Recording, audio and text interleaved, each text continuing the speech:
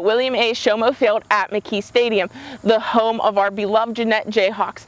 Last week, the Jeanette Jayhawks took on the Burrell Buccaneers at home right here. They came up short in the win column. They lost with a score of 31-10. However, with this being the first game under head coach Thomas Pallone and a lot of new freshmen coming up, there was promise. Promise at the quarterback position. Finally, Peyton Mulder gets his chance to shine. He is now the starting quarterback and showed a lot of hope. He was very calm in the pocket, and you know what? He even looked confident, and I love using that word whenever I talk about a high school quarterback.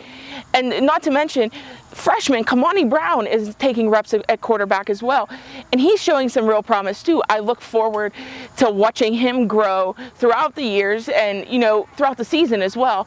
Defensively, we had a lot of great stops. We even caused 5 fumbles and recovered 4 of them.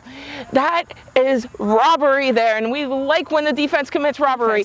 We want to now talk about the other side of football that some people tend to forget: special teams. Mitchell Steele hit a 22-yard field goal, which is pretty great for a high school football player. But Mitchell Steele is also a soccer player. He plays for the Jayhawk soccer team and is the captain of the team as well. So he's led them through many victories. Just recently came over to football last year. All right, so after talking about the good, we have to talk about the not so good. The only thing that I would really pick out from last week's game is the Jayhawks have to work on capitalizing on more opportunities.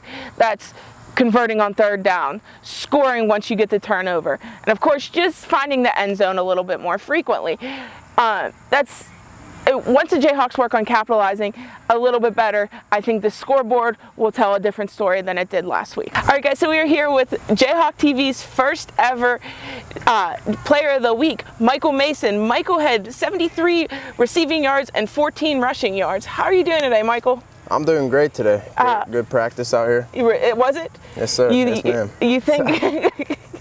You think it was a productive day?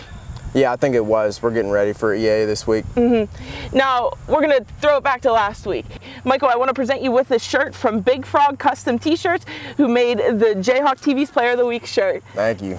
How do you think the game went overall? I mean, obviously, the scoreboard told a different story. We want to hear it from a player's perspective.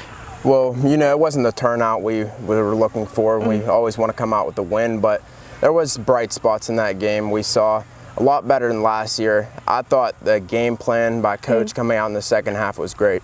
Yeah, you know, I noticed that as well. How is it going from Coach Hall to Coach Pallone? It's a very big change, but it's from one great coach to another great coach, and I respect both of them. You get to be part of history on both sides, huh? Yeah. So, you know, you had that 10-yard touchdown pass from Peyton Mulder. Can you run me through what was going through your head? You know, there's a lot of people out there that are fans of the Jayhawks, but don't play football. So when you're running that route, what's going through your head?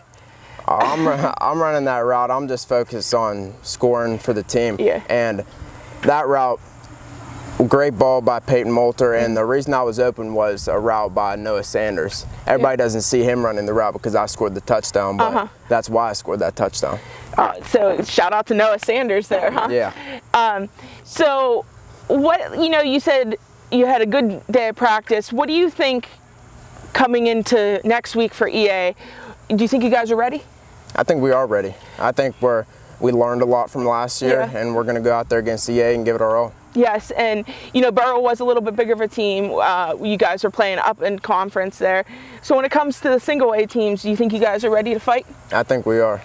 It's a Jayhawk way, right? Yeah. All right, so we're going to do a quick little fun game with Michael here.